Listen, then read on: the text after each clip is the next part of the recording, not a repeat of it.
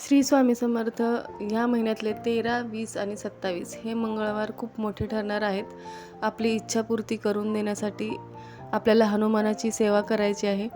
त्यांना हनुमानाच्या मूर्तीवरती किंवा हनुमानाच्या मंदिरात तुम्हाला मंगळवारी या 3 पैकी एका कोणत्याही मंगळवारी तुम्हाला श्रीराम असं लिहिलेला लाल भगवा झेंडा अर्पण करायचा आहे मारुतीला, किंवा बेसनचे लाडू तुम्हाला अर्पण करायचे आहेत.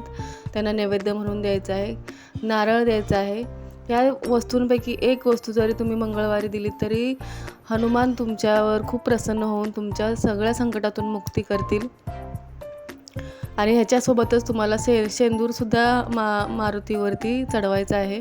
आणि 11 वेळा तुम्हाला जय श्रीराम, पहिलं सुरुवातीला हे चढवल्यानंतर 11 वेळा जय श्रीराम असं बोलायचं.